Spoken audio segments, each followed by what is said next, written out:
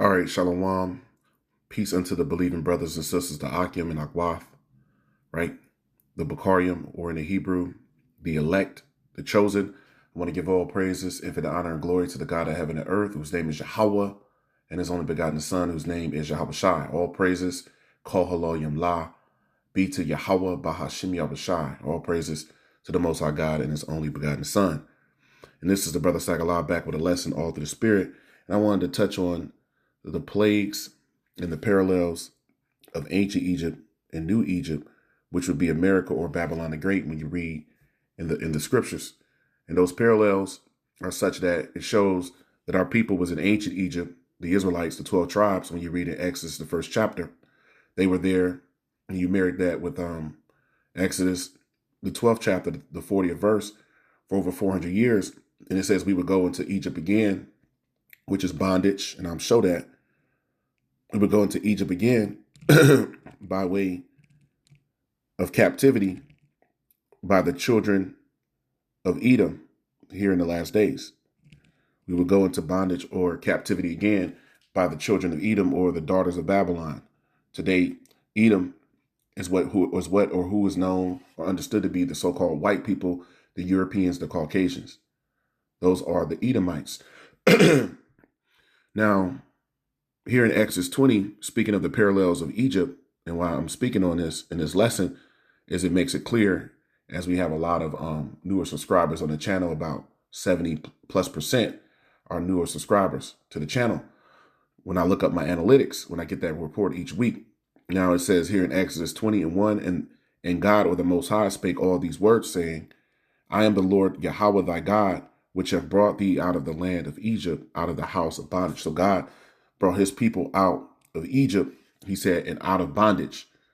And so when we read throughout the scriptures, you parallel through the precepts and the history of our people, the captivities we've been in, we would be in a captivity in the last days that will be like unto Egypt. Once again, the 400 years in ancient Egypt and 400 years here in New Egypt from 1619, and then in 2019 made 400 years.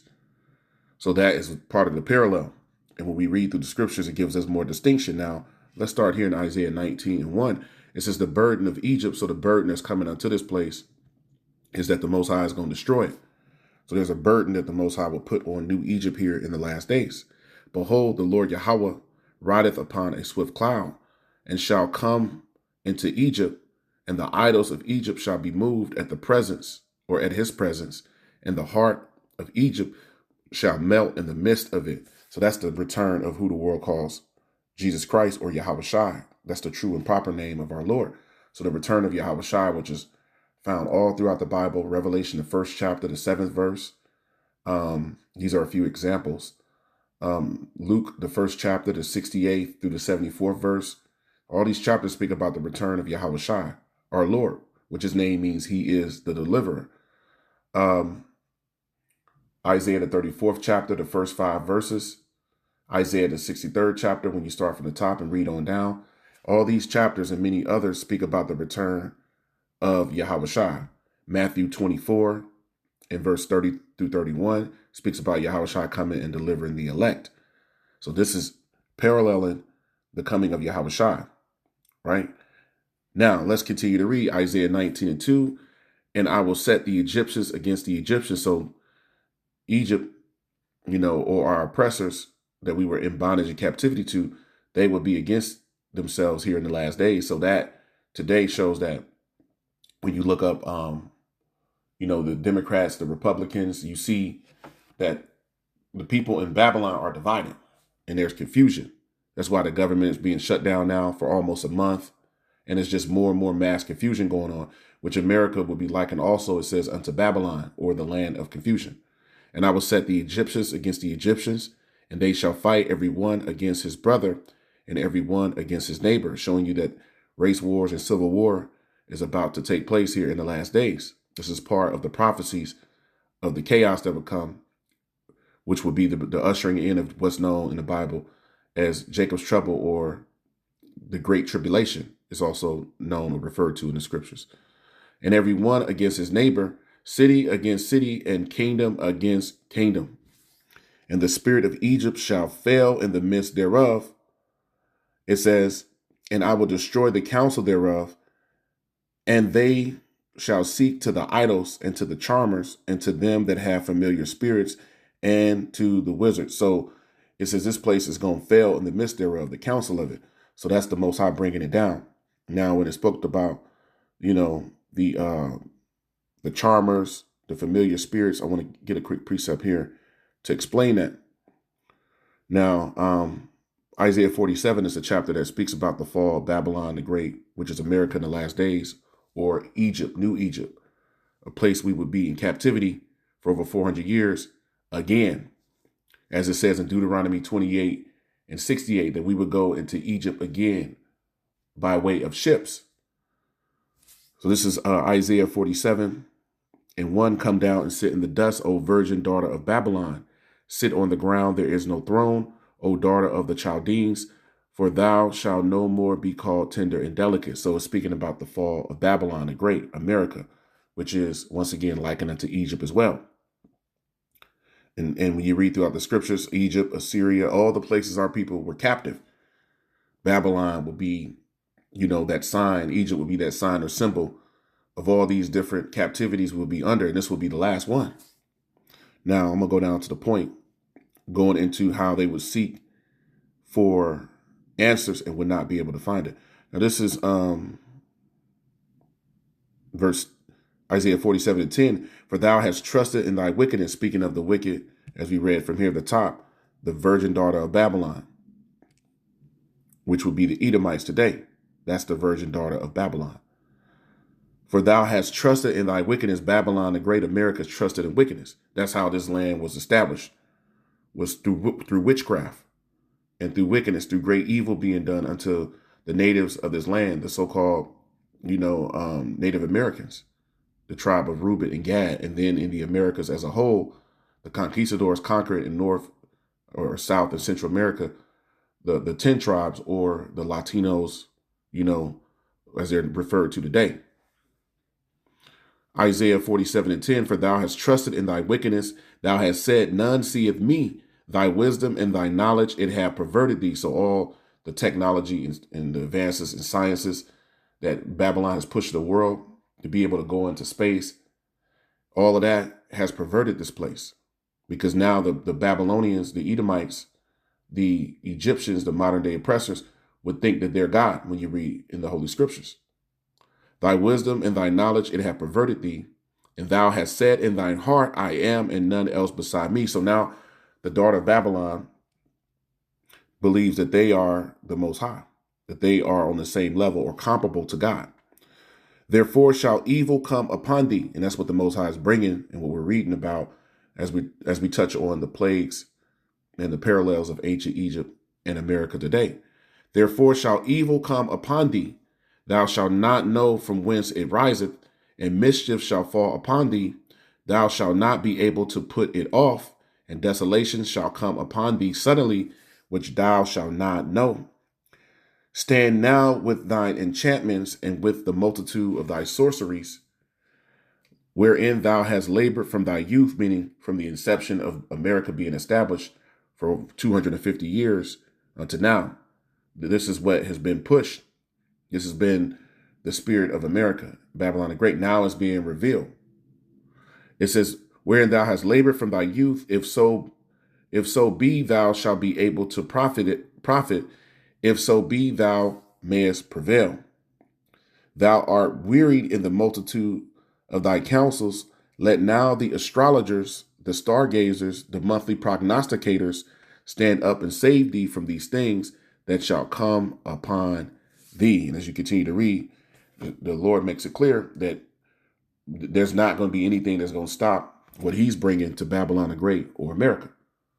Now, let's go back to Isaiah, the 19th chapter, I believe we were at, and let's continue to read. Let's go down to the point. This whole chapter is speaking about, how New Egypt would fall, Babylon the Great.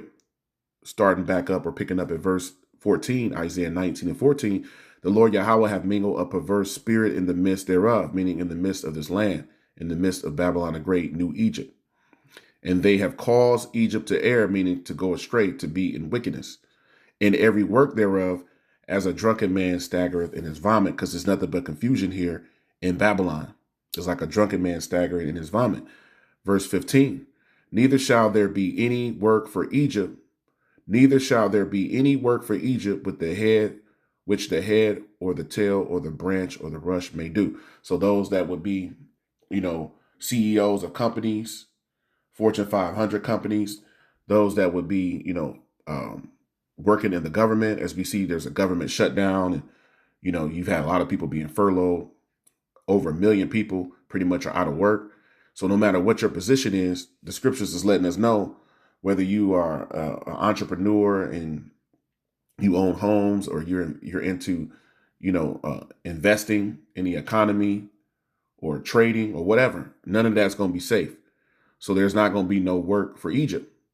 It says, which the head or tail or branch or rush may do. No matter where you are on the spectrum, whether you're higher up, whether you're a millionaire, you're a person that is high 6-figure earner, or you're a person that works at retail or a regular, 9-to-5 job. Verse 16, in that day shall Egypt be like unto women. The spirit in this land is going to be like unto the spirit of a woman. Now in the NLT, it says, in the day the Egyptians will be as weak as women. They will cover in fear beneath, it says, the upraised fist of the Lord Yahweh of heaven's armies. Now in the KJV, it says, in that day shall Egypt be like unto women, and it shall be afraid and fear because of the shaking of the hand of the Lord Yahweh, which he shaketh over it. So this is going to be the plagues. So the Most High is plaguing this place because this would be his will. This would be the prophecy, how he would bring down Babylon the Great in the last days. That's what Revelation, when you read the 17th chapter and the 18th chapter is all about. Those chapters speak about the fall of Babylon. Isaiah 19:17, in the land of Judah shall be a terror unto Egypt. Everyone that maketh mention thereof shall be afraid in himself because of the counsel of the Lord Yahweh of hosts, which he hath determined against it. So this is the will of God, that he's determined against Babylon the Great, America, New Egypt, right? Which will be the land where the Edomites will be ruling over the children of Israel. Now, let's show that further, going into how there won't be no work. I wanted to touch on that. There won't be no work in Babylon, in Egypt. Ecclesiastes 12 and verse 1, it says, remember now thy creator in the days of thy youth, while the evil days come not. So we are to return to the Most High in spirit and in truth, as it says in John 4, verses 23 through 24. We ought to worship the Lord in spirit and in truth, as our Lord Yahweh Shah said in John 7 and 38, to believe on him as the scriptures have said. Remember now thy creator in the days of thy youth, while the evil days come not. The evil days is speaking about the times of Jacob's trouble, also known in the Bible as the time of great tribulation here in the last days. And those days are upon us. Nor the years draw nigh when thou shalt say, I have no pleasure in them. While the sun or the light or the moon or the stars be not darkened, nor the clouds return after the rain. Verse 3, in the day when the keepers of the house shall tremble, and the keepers of the house will be those that will be in the stock market, the economists, the speculators. In the day when the keepers of the house shall tremble, and the strong men shall bow themselves, and the grinders cease because they are few. The grinding is speaking about work. Work is going to be few, as we read in Isaiah 19, that Egypt, basically there won't be no work in Egypt. The head or tail or branch or rush may do. And the grinders cease because they are few, and those that look out the windows be dark, and the prospect of what's coming to Babylon is going to be very dark. And that's the times that we are entering into more and more each and every day. And the doors shall be shut in the streets. And what's going to cause the doors to be shut in the street? The lack of work. When the sound of grinding is low, it's doubling down. There's not going to be no work for Egypt. And he shall rise up at the voice of the bird, and all the daughters of music shall be brought low. Another way to identify the children of Israel is the daughters of music. So there you go. So the doors are going to be shut, and the sound of grinding is going to be low. So it's making it evident and more clear there won't be no work. That's a major sign and token that the Most High is bringing down this place here in the last days. And for those that can see spiritually, it's crystal clear. Now, touching on Egypt and the parallels between Egypt and the plagues that would come upon New Egypt, Babylon the Great, or America as it's known today, also known as Arsareth, Syria, all the places our people were in captivity. Babylon the Great, America, and Egypt will be likened unto that. It will be likened unto all those places, all wrapped up in one. 2 Ezra 15:8, I will hold my tongue no more as touching their wickedness, which they profanely commit, neither will I suffer them in those things in which they wickedly exercise themselves. Behold, the innocent and righteous blood crieth unto me, and the souls of the just complain continually. So the souls of the just is speaking about the believers. It says the believers are complaining continually to the Most High. And who would that be? That would be the elect today, and those in the spiritual realm that's crying out unto the Most High as well, when you read in the book of Revelation, the 6th chapter. And therefore saith the Adawan, or the Lord, I will surely avenge them. I will receive unto me all the innocent blood from among them. So the Most High is going to avenge the believers, the elect, the chosen. And he's going to receive, he says, all the innocent blood. Now let's go to the book of Luke and come right back. He said he's going to avenge them. That's the believers. Luke 18:7, this is all red letter, the words of Yahweh Shai. It says, and shall not God avenge his own elect, which cry day and night unto him, though he bear long with them? So the elect will be crying, sighing, and crying for all the abominations that's done in the midst thereof. Luke 18:8, I tell you that he will avenge them speedily. Nevertheless, when the Son of Man cometh, the coming of Yahweh Shai, shall he find faith on the earth? Meaning there's going to be so few people on earth that believe. That remnant, the 1/3 of the nation of Israel, is going to be a very small amount of people in comparison to the billions of people that's on the planet. So he's going to avenge the elect speedily. That's who Yahweh Shai is coming to avenge, is the elect, not all people, or whosoever believe. It's only speaking about the elect. The elect are known as 1/3 of the nation of Israel. That remnant that he's coming to save. So that makes it clear that the avenging is coming to the elect. Now let's go back to 2 Ezra 15 in verse 10. Behold, my people is led as a flock to the slaughter. I will not suffer them now to dwell in the land of Egypt, because he's going to deliver the elect out of Babylon before the destruction. 2 Ezra 15:11. But I will bring them with a mighty hand and a stretched out arm, and smite Egypt with plagues as before, showing you the parallels between ancient Egypt and New Egypt. We would go into New Egypt, where the Lord would smite that Egypt like he did in the book of Exodus, the 10th chapter, with plagues like he did before. He would do the same thing here in New Egypt. Let me read that again. 2 Ezra 15:11. It says, but I will bring them with a mighty hand and a stretched out arm, and smite Egypt with plagues as before. And I will destroy all the land thereof. So Babylon is going to be completely destroyed. And that lines up with Zechariah 13, verses 8 and 9. All the land thereof. All of this land is going to be destroyed. Verse 12, Egypt shall mourn. This place is in mourning now. So our people are all over the internet going crazy, losing their minds. Egypt shall mourn, and the foundation of it shall be smitten with the plague and the punishment that the Most High shall bring upon it. So that's what's currently going on. The Most High is plaguing and punishing this place. And we talked about the one of the major signs of the plagues coming to this place is that there won't be no work. Now, I have this from TheVerge.com, and it's dated October the 21st.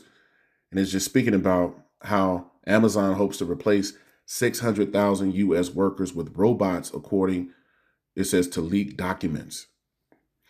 So they're looking to replace 600,000 workers with robots. Now, when you look up the amount of people that Amazon actually employs nationwide, is one of the biggest employers of all companies. It employs about 1.55 million people. So that's over 1.5 million people. 600,000 of them, they're saying they're going to replace them with robots. So that shows you the plans and the plots of the wicked, right? All of this is coming crashing down. This is all the spirit of the Lord for those that can receive it. So there we go. So now Egypt is in the midst of mourning, and the Most High is bringing plagues upon this place, as we're reading. here in verse 12, 2 Ezra 15 and 12. So this place is in mourning and is being plagued. And once again, one of the greatest plagues is there won't be no work. There won't be no work for Egypt. So now, let me touch on that even further. Let's go to the book of Zephaniah, showing you how important that plague is here in the last days. You know, to us being able to understand the times we're in and see clearly the times we're in. That's a major token, once again, a major sign. That's a symbol. This is Zephaniah 1 and 10. And it shall come to pass in that day, saith the Lord Yahweh, that there shall be the noise of a cry from the fish gate. That's speaking of, once again, all the markets, all the, the NASDAQ, the Fortune 500, the futures markets, NASDAQ industrial. These would be like the stock market and the stock markets around the world. And it shall come to pass in that day, saith the Lord Yahweh, that there shall be the noise of a cry from the fish gate, and in howling from the second, and a great crashing from the hill. So there's going to be another great crashing. There's a second great crashing. We had the Great Depression. Well, what's coming is going to be worse than the Great Depression before. So there's going to be a second great crashing concerning the nations. Now, verse 11, it says, "Howl ye inhabitants of Martesh, for all the merchant people are cut down, and they that bear silver are cut off." So this would be the traders. "And it shall come to pass at that time that I will search Jerusalem with candles," and the Most High is doing that now.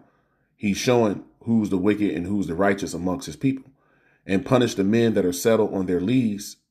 And being settled on your leaves means to be settled on your watch. There's men that actually are not, who've been charged with doing the work and was doing it, and they went back into the world, or those that don't want to come into the knowledge of the truth or accept being an Israelite. It says, "And punish the men that are settled on their leaves, that say in their heart, the Lord Yahweh would not do good, neither will he do evil." So this will be someone who's not going to actually come into the faith because maybe they have fear of, what would happen, or maybe they're not fully persuaded in their heart. They hear the word, but they ain't going to do it, so on and so forth. So the Most High is going to punish those that would not have accepted him, that would not have accepted the truth in essence, or believe the report of the believers, the men of the Lord that's out teaching the word. So there you go. So it's letting us know very clearly that the Most High is going to bring judgment to the non-believers. But let me go up, actually. This comes to mind here. This is Zephaniah 1 and 8. It says, "And it shall come to pass in that day of the Lord Yahweh's sacrifice." The Most High is going to sacrifice Babylon. I want to make that point. Babylon the Great, New Egypt, is going to be a sacrifice. It's going to be destroyed. "That I will punish the princes and the king's children, and all such are as clothed with strange apparel." So you have those that are clothed with strange apparel. Now let's touch on that strange apparel before we close this out. So those that have on strange apparel is an example of the judgment that's coming to all those who are not in the right apparel. Let's touch on what that apparel is, what that's making reference to. He's coming to punish all those that have on strange apparel. They're going to be a part of the sacrifice of Babylon the Great, meaning they're ultimately not going to get beamed up on a chariot or delivered. This is Revelation 19:7. It says, "Let us be glad and rejoice." And that's what the believers are doing. Having this truth, we're glad and rejoicing. "And give honor to him, for the marriage of the Lamb is come." That's Yahushua. "And his wife have made herself ready," which would be the elect, the believers. "And to her, the believers, was granted that she should be arrayed in fine linen." So those that would be clothed in strange apparel here in Zephaniah 1 and 8 would be those who are not of the elect. Because the elect, it says here, Revelation 19 and 8, "And to her was granted that she should be arrayed in fine linen." The elect have on fine linen. "Clean and white," meaning that's symbolic of holiness, purity, righteousness. That would be the righteous. The elect are the righteous to the Most High today. Those that standing up for truth. Those that's returning to keeping the law, statutes, and commandments. As the scriptures say in Revelation 14 and 12, "Here are they that keep the commandments and the faith of the Mashiach. For the fine linen is the righteousness of saints." So the believers that are putting on as the elect are wearing fine linen in the sight of the Most High. Now there's another one here in the book of Baruch, explaining those who have on strange apparel. Those are those that don't have the truth. Baruch 5:1, put off, O Jerusalem, the garment of mourning and affliction, and put on the comeliness of the glory that cometh from the Most High forever. Cast about thee a double garment of the righteousness which cometh from God, and set a diadem on the head of the glory of the everlasting. So the believers have on a double garment, meaning they're completely covered. They're completely covered. And they're covered because the blood of Yahushua covers the elect. That's the fine linen, once again, which is the righteousness of saints. So part of the parallels of ancient Egypt and New Egypt, Babylon the Great, Assyria, which Arsareth, which is known as America today, is some ties with ancient Egypt. Let's go to Exodus, the 3rd chapter, and close it out. This is what happened in Exodus, the 3rd chapter, which we know the story of Moses at the burning bush.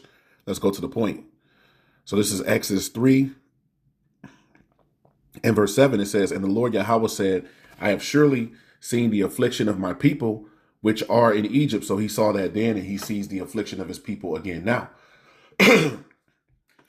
I have surely seen the affliction of my people, which are in Egypt, which are the Israelites, and have heard their cry by reason of their taskmasters, for I know their sorrows. And we're still in captivity today, as it says in Baruch 3:8. We are yet this day in our captivity, where we are subject to payments.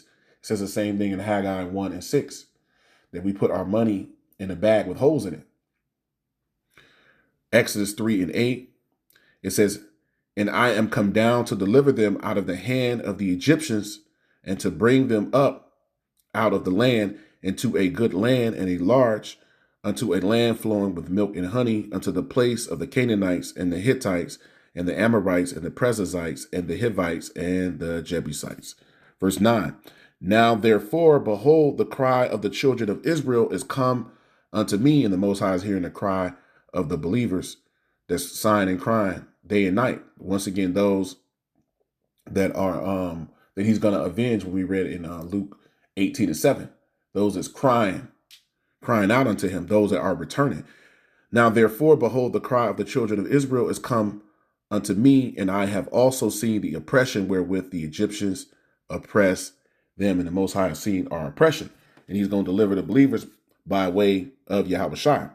Now, there's another one here in Jude that comes to mind. Let me get that before we get out of here. This is in the book of Jude, showing a parallel between ancient Egypt and the New Egypt, Babylon the Great, or America. Jude 1:5, I will therefore put you in remembrance, though you once knew this, meaning we would return and receive the knowledge of the truth again. How that the Adawan, or the Lord, having saved the people out of the land of Egypt, afterward destroyed them that believe not. So the Most High is going to save the elect and destroy those that would be the non-believers, the non-elect, those that scoff at the truth, those that are gainsayers and naysayers, those that despise the words of righteousness, those that despise the men of the Lord, and the believers that are returning. So he's going to destroy the non-believers here in the last days in Egypt again. New Egypt, Babylon the Great, which is America. Now, another parallel that comes to mind I wanted to touch on, and I'll end it with this. This is 1 Corinthians, the 10th chapter. As concerning Egypt, this gives us more of the account of Egypt, more understanding. This is 1 Corinthians 10, and it shows us another parallel. For 1 Corinthians 10 and verse 1, here you see the title is Avoid Egypt's or Israel's Mistakes, Salakia. Lessons from Israel's Idolatry. Now, this is going to touch on the time in Egypt. So the avoidance of our mistakes from before, going back into ancient Egypt. Let's read 1 Corinthians 10 and 1. Moreover, brethren, I would not that ye should be ignorant how that all our fathers were under the cloud and all passed through the sea. The cloud is speaking of the chariots, going back into ancient Egypt. Now here it says, I don't want you to forget in the NLT, dear brothers and sisters, this will be the believers today, about our ancestors in the wilderness long ago. All of them were guided by a cloud that moved ahead of them, and all of them walked through the sea on the dry ground. Going back to 1 Corinthians 10 and 2 in the KJV, and were all baptized unto Moses in the cloud and in the sea, meaning they believed at that time. Going back to ancient Egypt, verse 3, and did all eat the same spiritual meat, and did all drink the same spiritual drink, For they drank of that spiritual rock that followed them, so that was following them, which was in the clouds, the chariots above, and did drink that same spiritual drink. For they all drank of that spiritual rock that followed them, and that rock was the anointed. It says in the NLT, and all of them drank the same spiritual water, for they drank from the spiritual rock that traveled with them, and that rock was the anointed, or Hamashiach in the Hebrew. So the anointed was there then. So the anointed is coming again now as another parallel to save the believers here in this time. Yahweh Shah was there guiding the believers in the chariots, going back to ancient Egypt, going back to the death angel in ancient Egypt. So he's here today to actually make good for that promise for the last time here to deliver the children of Israel, or the elect. I want to give all praises, even honor and glory to the God of heaven and earth, Yahweh, Bahashem Yahushai, Bahashem Rakakwadash. All praises be to the Most High God, Yahweh, and His Son Yahushai, right? And we do so by way of the Holy Spirit, the Rakakwadash, which is the spirit, the understanding and knowledge the believers have been given, right, in the last days, to return to the God of heaven and earth, Yahweh, and His Son, whose name is Yahushai. Honors be to the elect elders of the nation of Israel. Barakim La, Habayath, Madabadah. Blessings to the house of David, which are your brothers laboring in truth and in sincerity, giving all diligence, making your calling of election sure.